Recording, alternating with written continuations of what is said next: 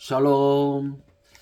자, 주 안에서 오늘 또 사랑하는 우리 성도님들, 하나님의 평강이 성도님들의 심령과 가정 위에 충만히 임하실 수 있도록 간절하게 기도하며 또 축복합니다.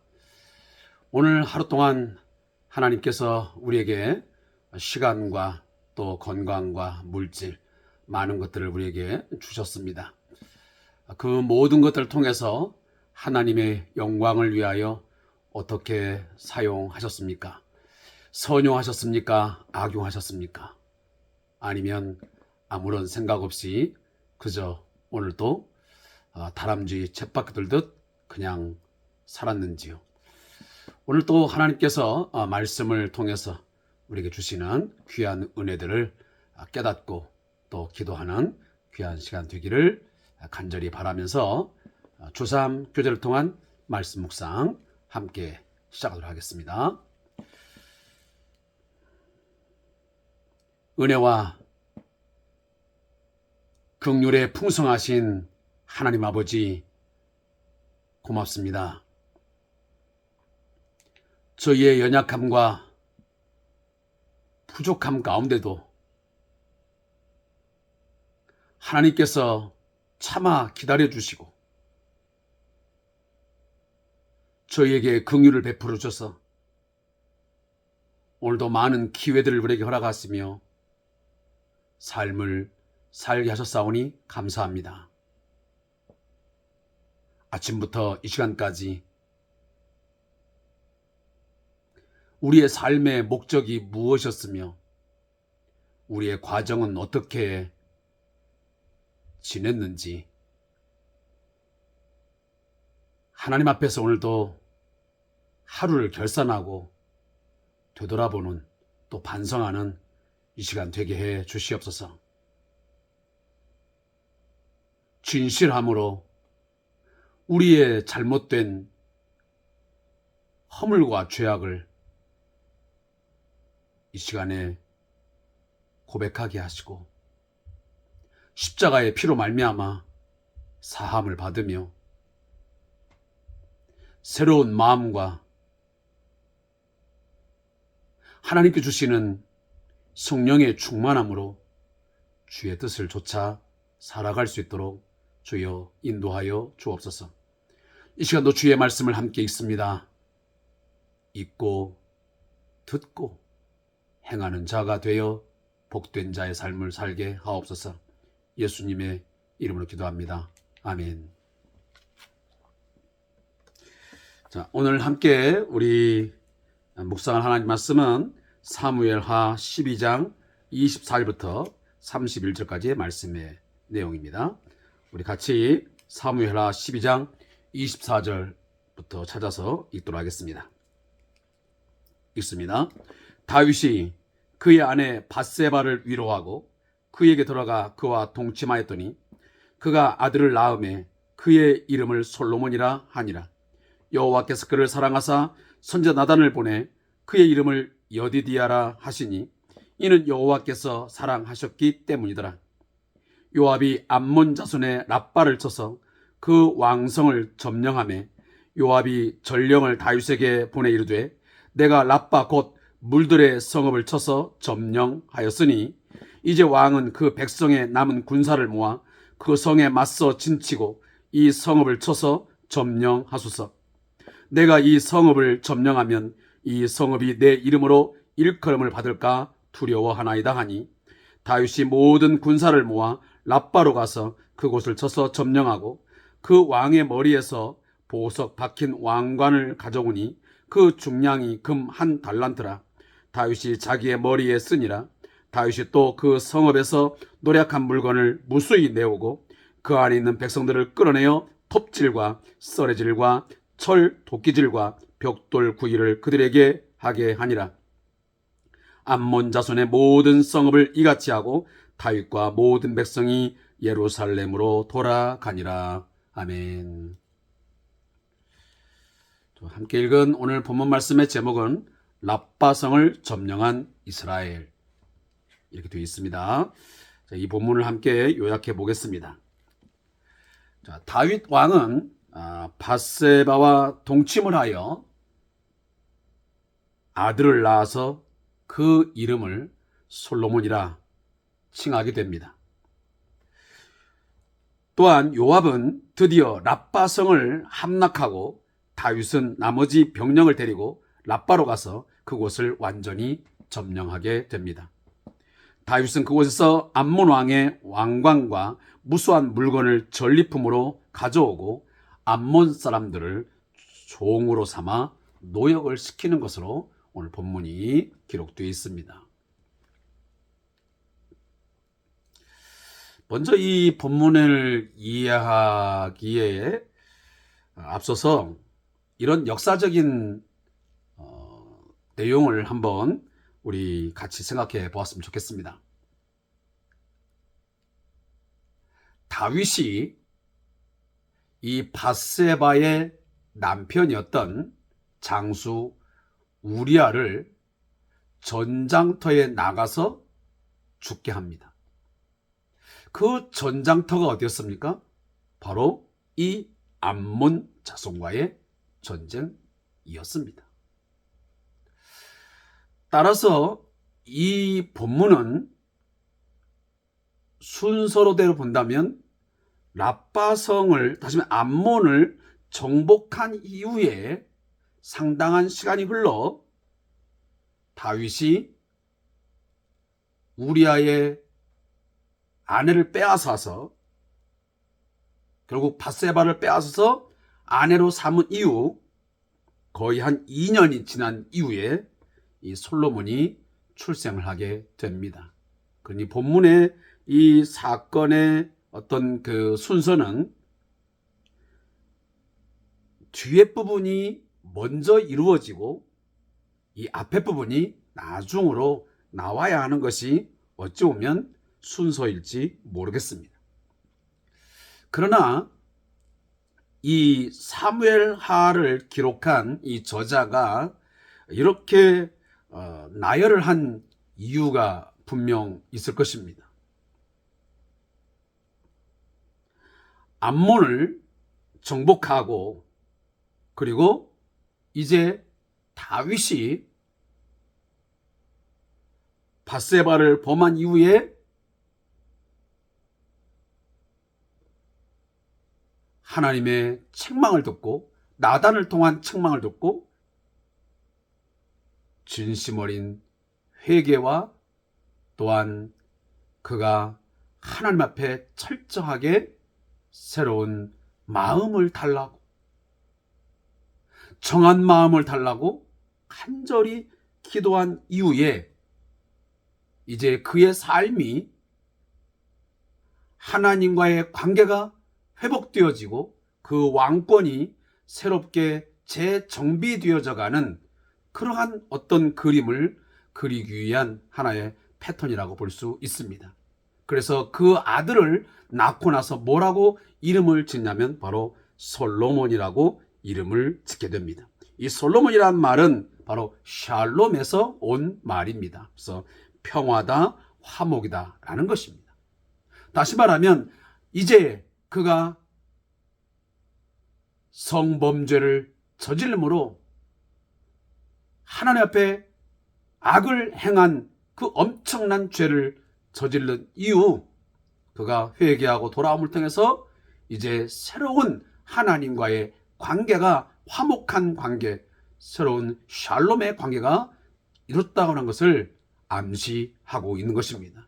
그래서 솔로몬이라고 하는 이 자녀가 낳았다고 하는 것은 단순히 아들 하나 낳았다는 것이 아니라 결국은 이 다윗과 하나님과의 관계가 화목한 관계가 되어지고 그 관계가 회복되어져가는 새로운 어떤 그 여명의 시간, 해가 뜨는 어떤 새로운 출발의 시간이 시작되고 있음을 우리에게 보여주고 있는 것입니다. 제가 좀 전에 말씀드렸지만 다윗은 이 우리아의 아내 밧세바를 범한 이후에 하나님께로부터 큰 책망을 듣고 그가 철저하게 회개하게 됩니다. 그것이 어디에 나와 있냐면 시편 51편에 보면 구체적으로 나와 있습니다. 시편은 그 앞부분에 대부분 표제어라 해가지고 거기 후대에 가서 제목을 붙인 게 있습니다. 자, 거기에 시편 51편의 내용을 제가 잠시 보게 되면 이렇게 기록했습니다. 다윗의 시, 인도자를 따라 부르는 노래. 다윗이 밧세바와 동침한 후 선자 나단이 그에게 왔을 때 지었다라고 설명하고 있습니다. 그러면서 그가 주의 많은 긍휼을 따라 내 죄가를 지워달라고, 죄악을 말갛게 씻으시며 나의 죄를 깨끗이 취해달라고. 그래서 자신이 모태에서부터 죄악 중에 출생했으며 그가 얼마나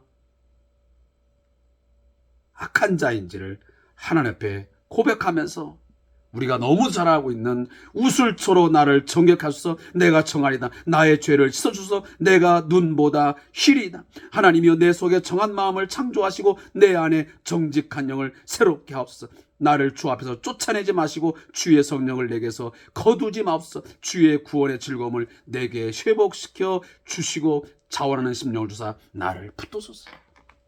그가 죄에 대한 책망을 들은 후에 하나님 앞에 얼마나 크게 애통해하며 참회를 깊게 하고 있는지를 이 시 하나를 통해서 우리가 들여다볼 수 있는 것입니다.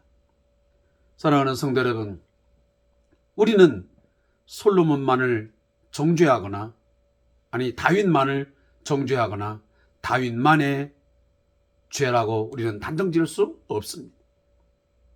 우리 모든 인간은 제가 늘 강조하고 우리가 자주 듣는 메시지이지만 죄의 유혹이 끊임없이 있고 그 죄의 유혹에 쉽게 넘어갈 수밖에 없는 연약한 존재요, 또 우리의 능력의 한계가 늘 존재하는 것이 우리의 실존적 존재입니다. 따라서 우리는 이 다윗의 한 모습을 보면서 우리 자신에 대해서 경계심을 늦추지 말아야 되고, 예수님이 말씀하신 것처럼 마귀가 우리를 끊임없이 기지를 하며 우리를 유혹할 텐데 넘어지지 않도록 늘 깨어서 잠을 자지 말고 늘 깨어서 기도해야 된다고 하는, 말씀을 묵상해야 된다고 하는 것을 우리는 잊지 말아야 될 것입니다. 오늘 다윗은 먼저 우리와 이 밧세바와 사이에서 태어났던 자녀가 어떤 질병인지 모르겠지만 심히 앓다가 그가 그토록 금식하며 기도했지만 죽음을 맞이했습니다. 그리고 나서 다시 그의 아내 밧세바를 위로하고 다시 동침하여 자녀를 낳게 됩니다. 그가 바로 다윗 왕을 이어서 후계자로서 이스라엘의 3대 왕이 되었던 솔로몬입니다. 이 솔로몬을 선자 나단이 하나님께로부터 보냄을 받아서 그의 이름을 어떻게 짓습니까? 바로 여디디아라, 이렇게 이름을 다시 짓게 됩니다. 그 여디디아라는 말은 바로 사랑을 입은 자라는 뜻입니다. 그러니까 하나님의 사랑을 입은 자다라는 겁니다. 결국은 솔로몬이라고 하는 이 다윗의 아들의 출생은 샬롬, 하나님과의 관계의 회복을 말할 뿐만 아니고 이제는 하나님께 사랑을 받는 그런 존재가 되었음을, 그리고 그 하나님의 사랑을 끊임없이 받아가면서 이 다윗 왕국이, 그 왕권이 다시 회복되어지고 강하게 견고하게 서 갈 것을 암시해주는 중요한 이 구절들입니다.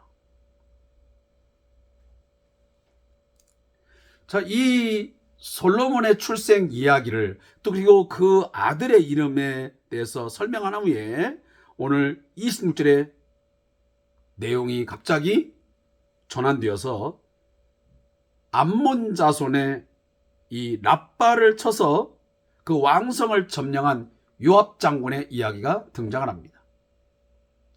자, 우리가 요압 장군은 바로 이 암몬 자손과의 전쟁을 할 때에 가장 앞장서서 전쟁을 수행했던 장수였습니다.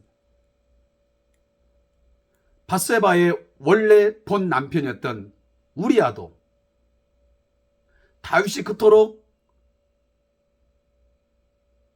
집으로 가서 아내와 가정을 또 어떤 부부로서의 삶을 살라고 말했을 때에 그가 한 말이 뭐였습니까? 바로 이 요압 장수가, 이 요압 장군도 지금 전쟁터에 나가서 내 부하도 가서 전쟁을 하고 있는데 내가 어찌 집에 가서 편안히 내가 내 아내와 잠을 자며 내가 그렇게 평안히 누울 수가 있겠습니까? 그러면서 거절했던 것이 바로 이 요압 장군입니다. 근데 오늘 요압 장군이 오늘 그 물들의 성읍, 이 랍바성을 점령하면서 이 물들의 성읍을 점령한 사건을 설명하고 있습니다. 사실 이 지금 우리나라도 물이 굉장히 소중하고 귀한 것이지만 특별히 여기 물들의 성읍이라고 하는 것은 특정한 어느 곳인지 모르겠지만 아마 그 주산교재에서는 이렇게 설명합니다. 이 물들의 성읍은 암몬의 왕이 거주하는 본성 옆에 있는 성으로 야복강에서 흘러든 물을 가두어 랍바의 수원지 역할을 하는 성으로 추정된다. 이렇게 설명하고 있습니다. 그러니까 아마 야복강 물을 이제 흘러오면 담아가지고 어떤 그 수원지 역할을 하는 그런 어떤 성읍이었던 것 같습니다. 그 성읍을 점령한 겁니다. 근데 이 사막 지역, 이 광야에서 이 물이라고 하는 것은 오늘날 우리보다 훨씬 더 귀중한 것이고 너무도 그들에게는 귀한 것입니다. 뭐 지금의 전쟁도 마찬가지겠지만 과거의 이때에도 이 사막 가운데서 물을 얻지 못한다고 하는 것은 그 전장에 나간 군사들이나 또 말들 이런 것들이 그 물을 공급받지 못하기 때문에 결국은 다 죽게 되는 것입니다. 전쟁터에서 큰 손실을 입을 수밖에 없는 결정적 요소가 바로 물이지 않겠습니까? 이 물들의 성읍을 쳐서 점령한 겁니다. 누가? 요압이. 그래서 요압이 전령을 보냅니다. 누구에게? 다윗에게 보냅니다. 왕이여, 내가 지금 물들의 성읍을 쳐서 점령했으니 이제 남은 군사를 모아가지고 이 랍바성을 맞서 진을 쳐가지고 이 성읍 전체를 다 이제 점령하소서. 내가 그것을 할 수도 있겠지만 내가 이 성읍을 점령하게 되면 내가 영광을 받고 내가 어떤 그 명성을 얻게 되기 때문에 저는 그것을 원치 않습니다. 그러니 왕이시여, 당신께서 정복자로서의 명성과 영광을 얻으소서 하면서 왕에게 기꺼이 그 순간을, 그 기회를 양보합니다. 이것이 굉장히 이 장수로서 정말 숭늉한 그런 덕목이자 또 겸손함이라고 볼 수 있습니다. 오늘날 사실 이러한 모습을 보기가 그리 쉽지는 않습니다. 과거에 비해서 위계 질서가 많이 무너지고 권위가 무너져가는 이 상황 속에서 이처럼 한 장수가 자신의 상급자인 왕의 왕권을 인정하고 나보다는 그를 더 높여주려고 하는 이런 자세. 나보다 남을 낮게 여기고 더 높이 여기는, 그리고 존중하려고 하는, 그의 권위를 존중하려고 하는 이런 태도, 오늘날 우리에게 꼭 필요한 부분이라고 생각이 되어집니다. 누가 누구에게 굴종하거나 어떤 아부하는 그런 자세가 아니지 않습니까? 왕이 있고 그리고 장수가 있으면 이건 분명한 질서이고, 그리고 그 왕은 하나님께서 세우신 자이기 때문에 그의 권위를, 그의 권세를 인정하고 받아들일 것입니다. 오늘날도 우리가 부모님에 대한 권위, 선생님들에 대한 권위, 상사에 대한 권위, 우리가 좀 인정하고 질서 있게 한다면 얼마나 그 가정이, 그 사회가 건강하고 그리고 조화롭게 행복한 삶을 누릴 수 있겠습니까? 그런 안타까운 것은 오늘날 이러한 질서가 그리고 권위가 무너져 버린다고 하는 것이 심각한 우리 사회적인 문제로서 작동을 하고 있습니다. 우리가 너무도 잘 알고 있는 것처럼 가정 내에서, 우리 학교 내에서, 또 직장 내에서 부모님, 선생님, 그리고 상급자, 상사의 권위, 어떤 위치 존중되지 못하고 있습니다. 물론 부모님, 또한 선생님, 또 상급자의 그들에게 있어서의 문제점도 분명히 있겠지만, 더 근본적으로 문제가 되는 것은 오늘 우리 사회가 그 권위에 대한 인정을 하지 않으려고 하는 강한 그런 본질적으로 악한 본성이 우리 안에 작동하고 있고 작용하고 있다는 것이 더 심각한 문제가 아닌가 하는 생각을 갖습니다. 그런 부분에서 오늘 이 요압 장군은 다윗에게 참으로 겸손하고 그리고 충성스러운 그러한 사람이다 라고 볼 수 있습니다. 자, 이런 모습들은 오늘 우리 사회적으로 또 우리의 조직 내에서 매우 중요한 하나의 관계라고 저는 생각이 되어집니다. 자, 결국은 다윗이 이 이제 요압 장군의 말에 순응을 해서 라빠로 모든 군사를 이제 모아가지고 와서 쳐서 점령을 합니다. 그리고 그 왕의 머리에, 여기 지금 그 왕이라는데 이 암몬 자손, 암몬의 왕의 머리에서 그 보석을 뺀 것처럼 나와 있는데, 근데 그 중량이 금 한 달란트인 거 보면 이 한 달란트는 약 무게가 얼마냐면 약 35kg입니다. 그러면 어떻게 사람이 아무리 힘이 좋아도 35kg이 되는 금을 머리에 달 수 있겠습니까? 그러니까 이것은 인간적인 왕을 가리킨다라고 보기보다는 암몬 사람들이 섬기는 우상인 밀곰.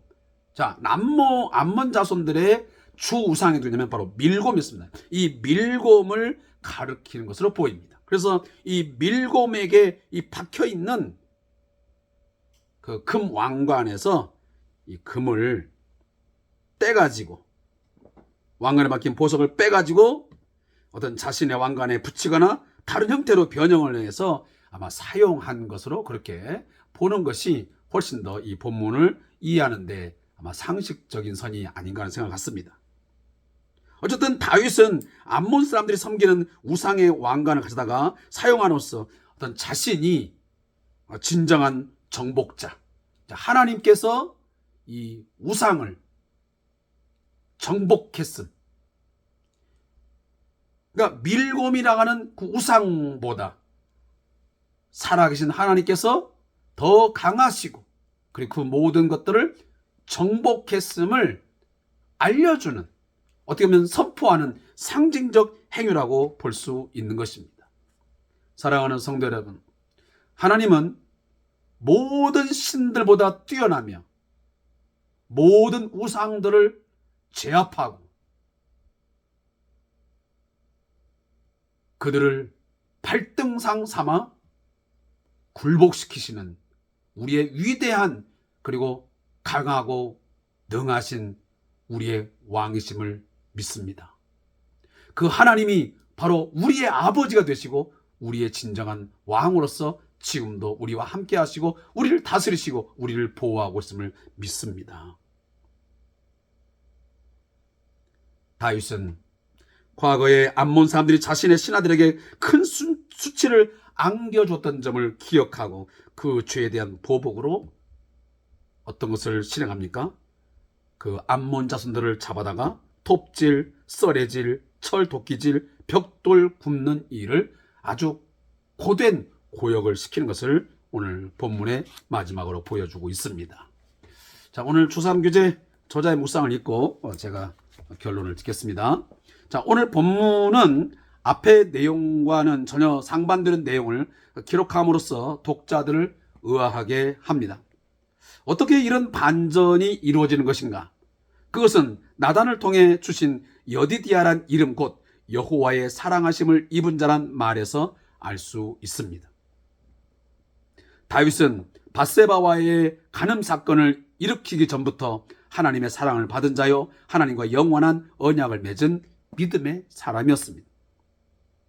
따라서 하나님께서는 언약을 따라 다윗이 죄를 지었을 때 그를 징계하셨지만 그가 철저히 회개했기 때문에 그를 용서하시고 다시 변함없이 그를 사랑한다고 하는 것을 그 자녀의 이름을 통해서 다윗에게 말해주고 있는 것입니다.